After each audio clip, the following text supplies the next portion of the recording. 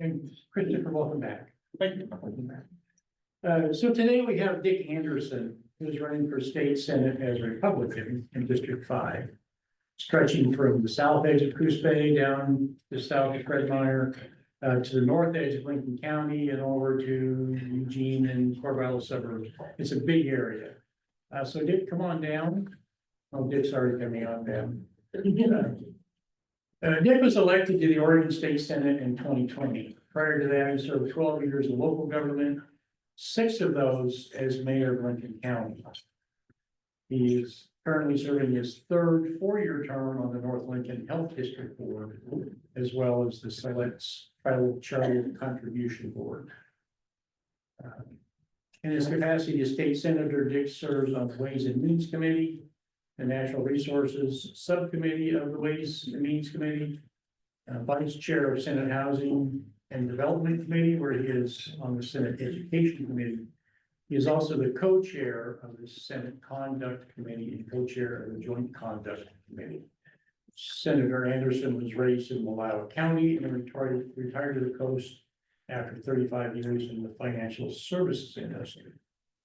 Dick and his wife Sue have been married for 54 years. Let's give them a hand. We have 2 children and 5 grandchildren. Also on the ballot is Joe Beaudreau from Florence, who's running as a Democrat, but she didn't make the trip down today. So that makes our form a little wonky, but we will manage. So Dick, if you could spend, to start with, 10 or 15 minutes to give us an update on what y'all been doing in Salem prior and what y'all plan on doing in the future. And then if you see me coming back up here, it means it's time to stop talking. And then we'll have our regular questions. All right, let's take the podium if that's all right.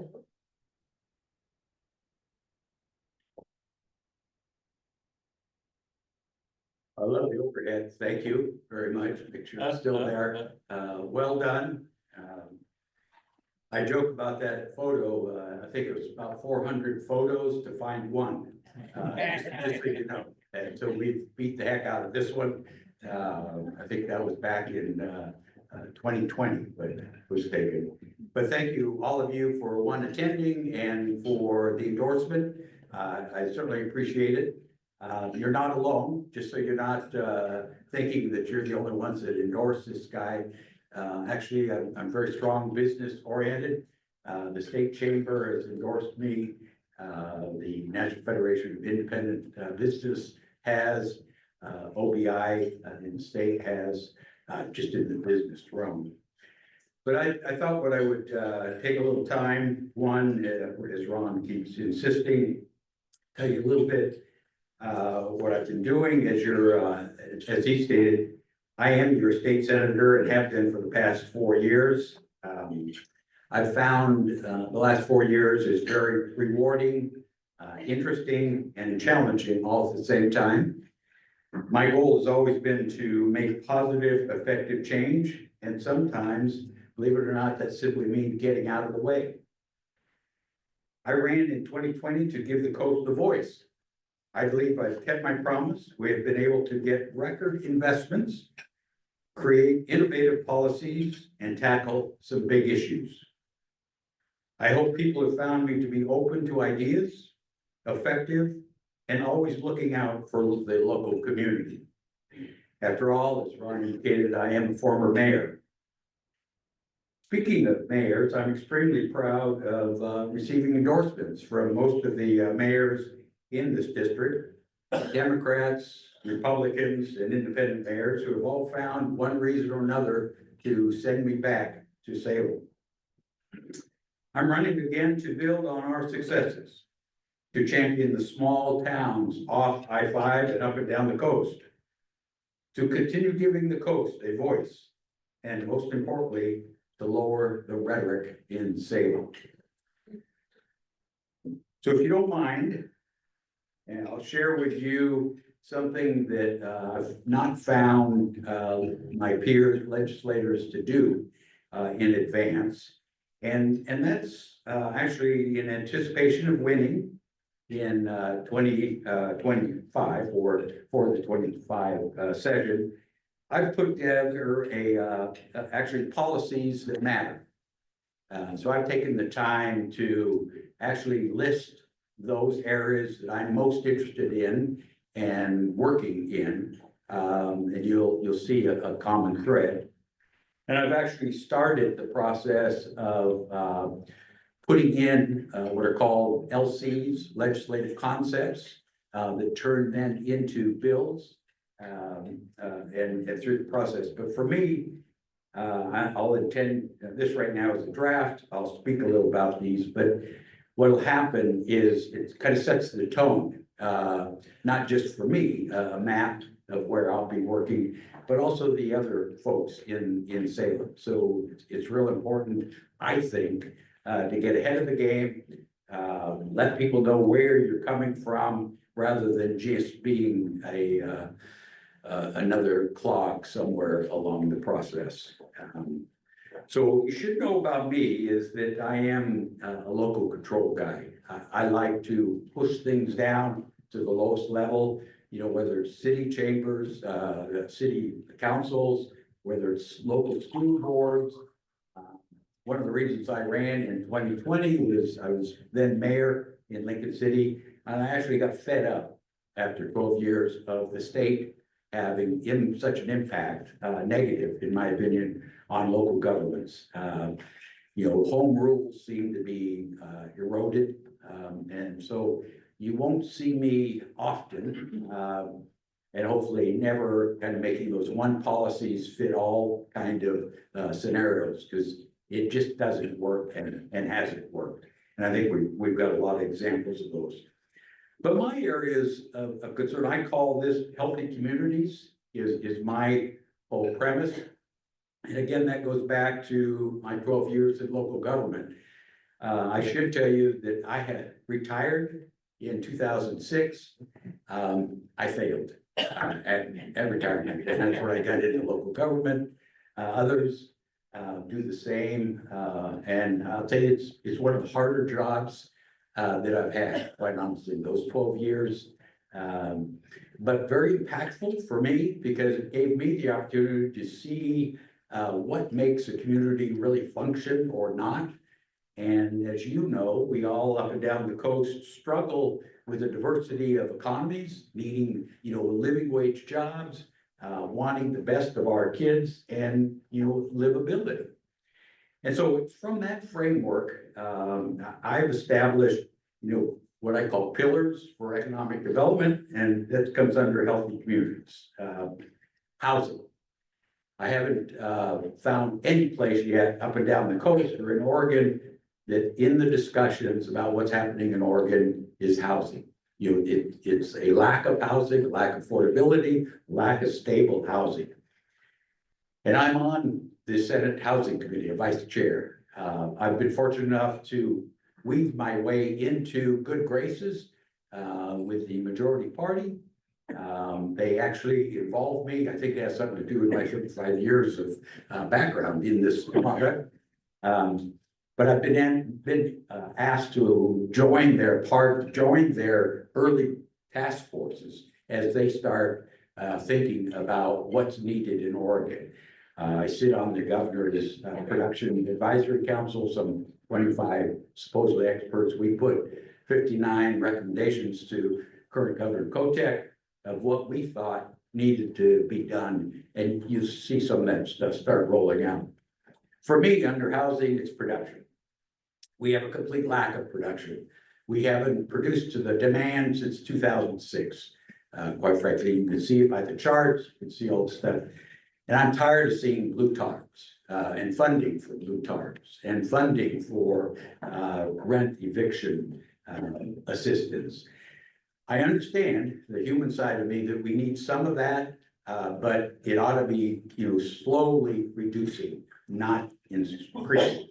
And whenever I see the word expand on, I go ballistics. And I saw that in September during legislative days, and I challenged Oregon Housing for having those kind of words in their projections for the upcoming budget. Because we should not be expanding shelters and tax relief, we should be increasing production. So for me, it's that, you'll hear that from me often. It's not that I don't understand the other and have a compassion, but we've got to get out of our issue, out of our situation. We're in a crisis. And we need to act like it's a crisis, and we need to start making decisions like it's a crisis. I don't have a problem with sunset provisions and short periods of time to do things, but we need to get with it. So that's what you'll hear from me. The other is education. I'm on the Senate Education Committee. I'm the only one that wasn't an administrator or a teacher. So you'll hear from me and have heard from me those dumb questions about why do we do that? Or what does that mean? How does that impact? So why aren't the kids able to read and write and do arithmetic? Kind of stuff. All the time being asked for more money, more money, more money. So it's been a good process for me. I've learned a lot. I'm still disappointed in our education system in Oregon. Recent tests have come out that would prove me out that we are not at all performing to the level we should. State-wise, we're in I think it's 46 out of the 50 as far as quality and education of our youth, and that's just unacceptable. I have a brother that lives in Alabama. He's a doctor, big wig. I used to be able to brag about Oregon having better education than Alabama. I can't do that anymore. Alabama's ahead of me. So it's really, really tough. Along with education, I've grown into an area called childcare. That has surfaced when we talk about economic development, about the lack of the workforce. And as I've done more and more research into it, I find that it's a big component is the lack of childcare. That there's someone sitting at home, watching the kids, watching the siblings, doing something that would love to be in the workforce and needs to be in the workforce. So we need to find better ways. Right now, if you're fortunate enough to find a provider, which is there aren't many, then the affordability comes into play. So much like housing, we need more providers, we need affordability, we need educated youth at the early ages. I'm happy to announce that I got a bill passed with childcare. Again, it's one of those funny things where the advocates for childcare love to parade me out. Interestingly, you can't find a gray-haired male, a Republican, a senator in the childcare space. So and it shouldn't be all female dominated. And I come from what I've said, an economic development aspect, and playing that role, trying to get business to look at what they're losing out on by not having more childcare. So it's been an interesting space for me. I've enjoyed it. It's been beneficial. I even got a bill passed. It's a pilot program for childcare and actually got national attention. Oregon does not have a childcare program that fits the middle rung. We have home care and we have big facilities. The problem with the middle rung, more for our communities, kind of 25 to 35 kids, is they put the facility requirements, those big facility requirements, on the smaller, and it just gets too expensive. So nobody's played that game. They can't afford it. And so I've got a pilot of 3 pilots around the state.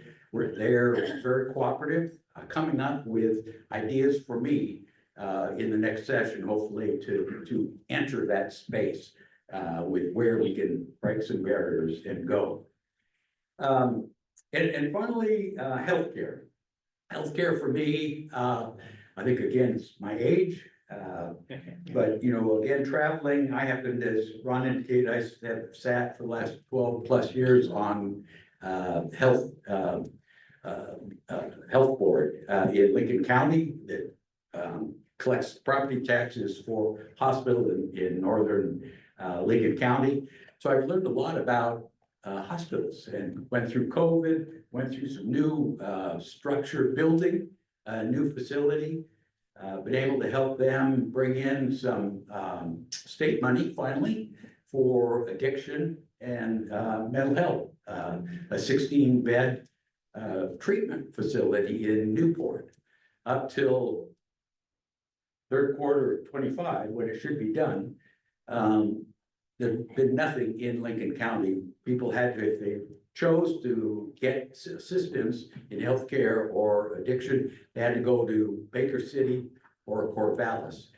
And that just wasn't working very well. So all those areas I'm working on, I think they make if you envision those four pillars, they hold up a community for healthy community, makes a much more inviting community for economic development, a business, because we all know this is a great place to live.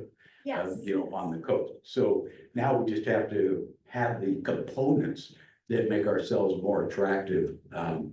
So that's what I've been working on, and we'll continue. You'll see, I'll put this into a slick, brochure, much like this, to really push it. But those will be, in essence, my talking points, my action. Now, that's not to say that I don't work on other things, and I do, as senators do, and have already got other concepts out there, and we can talk about, those areas too. But I wanted to give you a feel. I was able to recently, last month actually, I got a legislative award for all the housing advocates in the state. It's called Housing Oregon. Gave me the legislators champion award for housing, and it was kind of fun. Big room like this, 800 plus people, all housers, and I think I was the only Republican. It was Portland, so everybody. So that's all I got.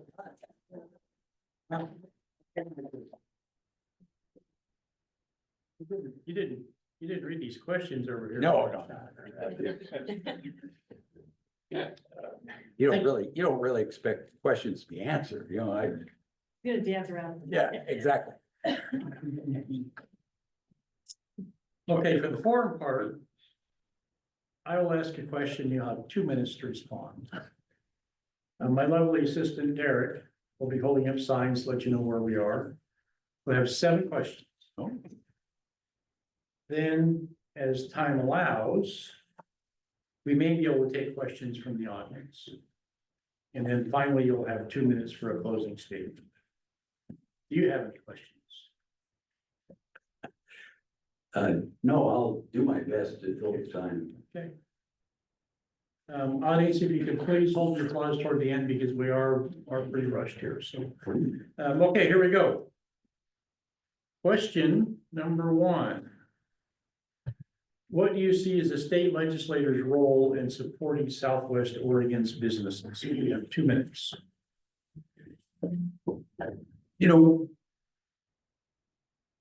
I'd say the legislator's role is to follow my lead because they don't know anything about the southwestern coast area. So I rely on them.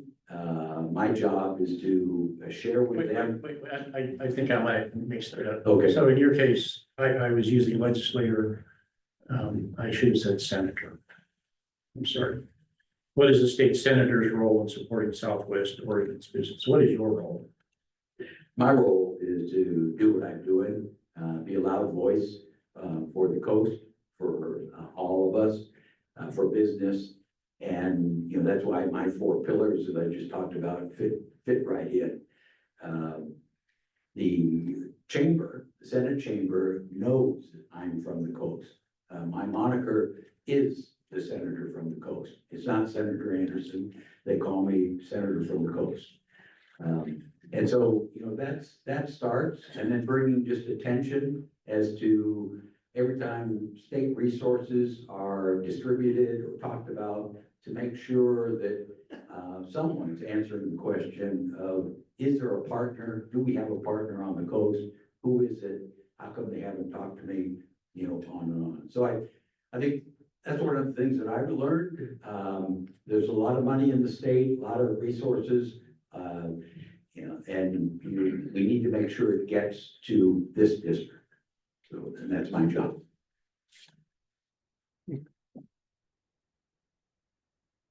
Okay, how would you work with the regulatory and permitting system as a senator to make our system work more efficiently? In any particular regulatory permitting, stuff like housing, Any and all? any and all. It shouldn't be a surprise to you, but it often is, agencies are a nightmare. And I gotta tell you, it still remains shocking to me. So the answer really is, I've been spending more time after the fact of a bill passing and knowing it has value for the coast, working with the agency, to make sure that that bill, whatever it says, gets implemented, to the benefit of we the people, and primarily the coast. And I'm still working on legislation that was passed in 21 that hasn't been fully implemented. And I think that's one of the things that citizenry doesn't understand, that, you know, and we as legislators haven't done a very good job of managing expectations.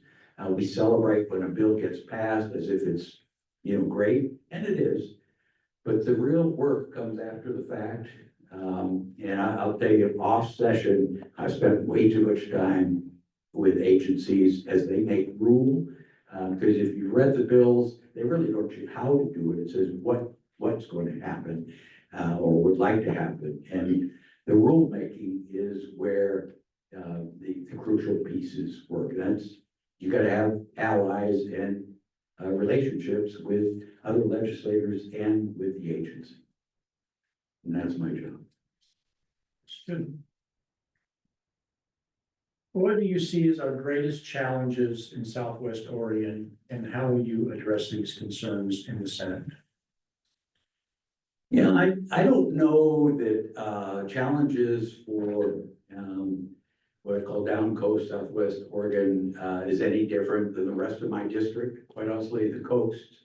And now as I moved into Philomath and Monroe and further into Lane, you know, there's still rural areas. So I have taken a note every time I hear a legislator or someone talking about, you know, the rural urban divide. I stop them right there and say, could we add the coast in there? Say, you know, rural, coastal, urban divide.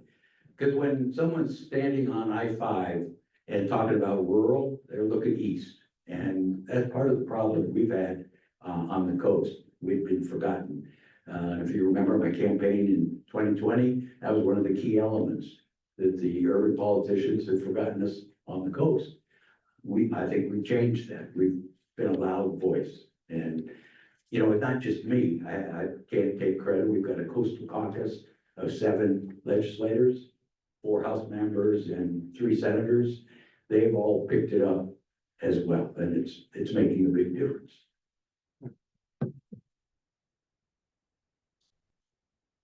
And again, I will say, some of these questions you've already addressed, but I didn't know what you're going to address Yeah. when we came up with the question, so. Understand, You get a chance to say it again. Partisanship seems to be at an all-time high. How do you plan to work across the aisle to get business-friendly legislation passed?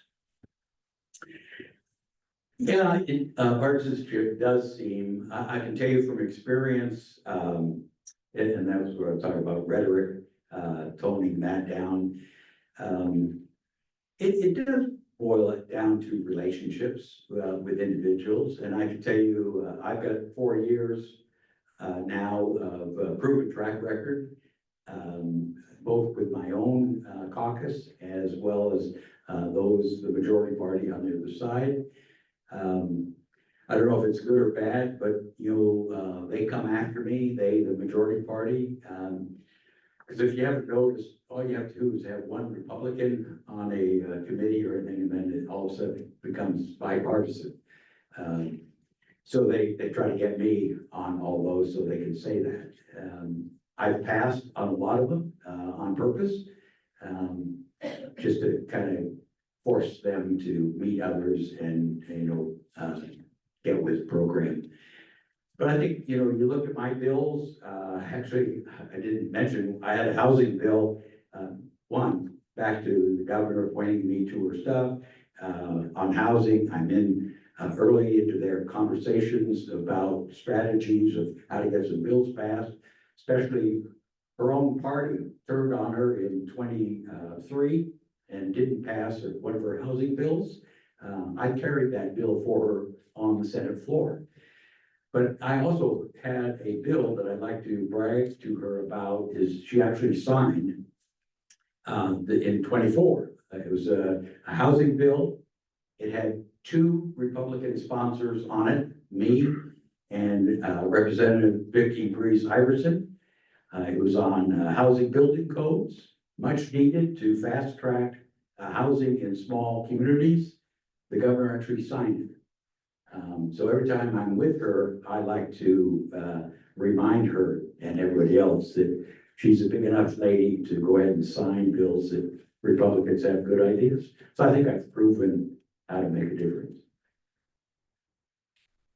This is a long question. I didn't write this one. Oh, this is a long question. I think Tim wrote this one.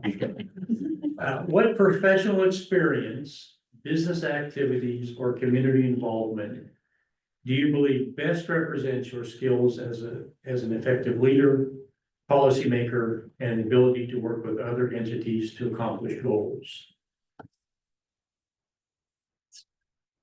I'm gonna read that again. Well, no, so You getting to my style or getting to what I've done or what? Or where I've been? So what professional experience, business activities, or community involvement okay. demonstrate your skills to work with other entities? With other entities. Well, one, I think it's already noted, 12 years in local government, 6 of those as mayor. Those are all elected positions by the public. I think also just the overall recognition, then state senator. I think, I don't know how many of you know, Senate District 5 is not a Republican Senate district, meaning the voter registration is 26%. The Democrat is 29%, and the unaffiliated is all the rest. So it's been, what, 35 years since I was elected and the first Republican in the Senate district. So I think that by itself says by experience, just so you know, I always joke about we elect people for their personalities. I know that's not my case. So they had to look through the personality to what I've done. And, I think if you look around what I've been able to deliver to these communities in dollars, including including Coos Bay and North Bend, Lakeside in dollars, as well as policy, it shows a leadership in the Senate. It's a 13 Republicans, 17 Democratic senators. So we don't have the votes. So you have to manage other people and convince them to get your stuff, heard in committee and on the floor and actually voted for. So I think I lead by example, morals, leadership styles, and where I am, all those kind of things. So I would hope people would look through to that.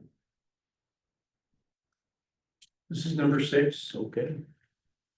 What activities have you been involved with in support of the business community on the South Coast? Not living here, it makes it hard to be an active participant. Though, when invited, I attend your certainly chamber meetings. Thanks, Rosie, for inviting me and Tim.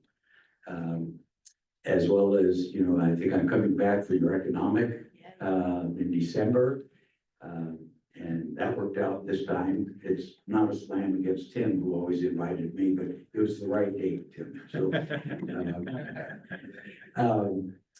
but, you know, I'm looking through that and, you know, you look at what dollars I've been able to bring for Port of Coos Bay. I'm interested in getting some vitality into Coos Bay. And whether you agree with it or not, I see the port as a key component in that element. I was able to get them $4 million to buy the old Georgia Pacific site. Another 40 million recently for dredging. Shared money with the little theater by the bay. So I'm also on the cultural side, chair of the Cultural and Arts Caucus. So it's more than just business, it's that healthy community aspect.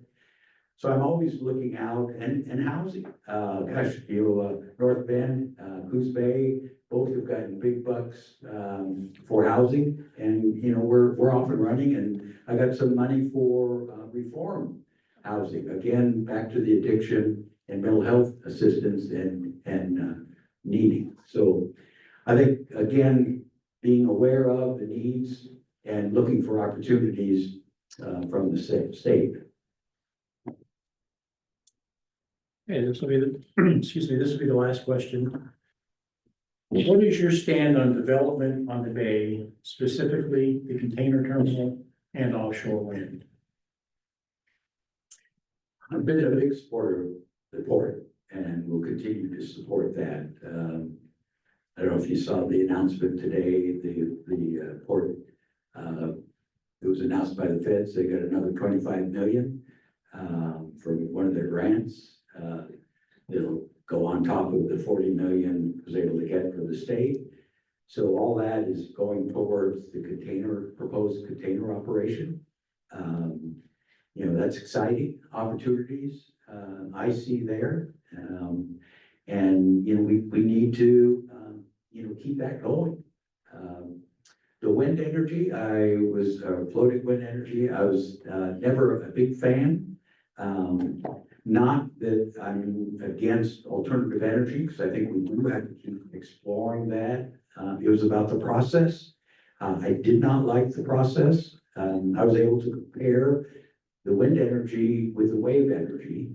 And in the wave energy that's going on up in Newport was very acceptable because it came a different way. It was very engaging. And what happened was we put some equipment, not a lot, some test equipment out in the ocean in a specific area to test it before they went next steps. And the wind energy, you know, was felt to me to be just a slam down and a locomotive coming our way. So we spent a lot of time getting feds and the governor and everybody, as well as the tribes, you to take the action they did, oppose it until a better process could occur. Good, thank you. Okay, we have time for one question. First hand I see. No. So on Tuesday, the state land board approved. Wait, 1 second. Sorry.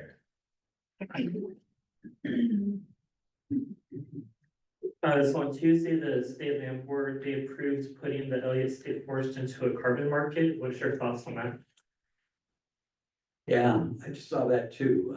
Very disappointing, quite frankly. I've had further discussions on the Elliott Forest and was a big proponent of expanding the research provisions of the Elliott Forest. Once the Senate decided to, or the legislature decided to take it out of the school fund and do its research thing. The problem I have is it no longer will be a research forest. So all the noise about it, because in order to be sell carbon certificates, that's so people could pay for that. That's a way to earn money for the Elliott for its maintenance, to let it pollute or continue to pollute. And it doesn't do anything for the forest industry. One of the things I was hoping with being a research forest, we'd learn more about how to manage a forest with different types, and especially when we're in the heat of the day with wildfires. Now, we're just taking a huge block of that forest out of any kind of harvest. So I was opposed to it. I still am. I'm still hoping we can, make some changes to that, because I personally, I would like to see, and I think the forest industry needs, a true scientific research in order to convince the feds and everybody else how to manage forests better. Very good, thank you. So now.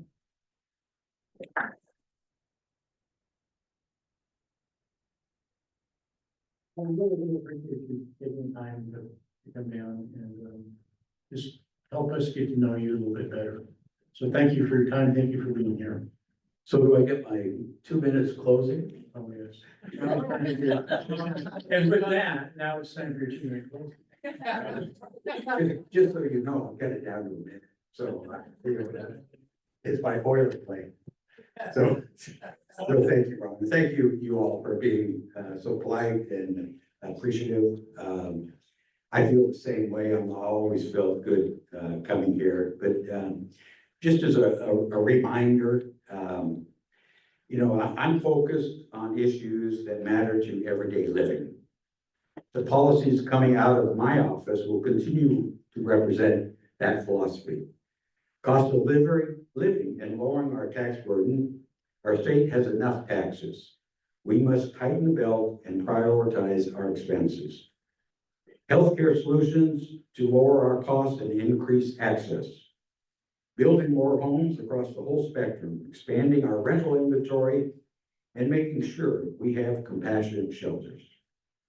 Focusing on education achievements while supporting parents, teachers, and students, while expanding childcare and after-school opportunities.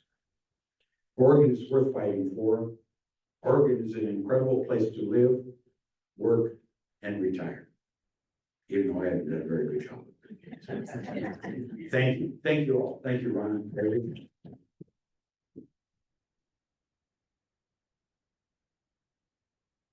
Okay, now, thank you for coming down.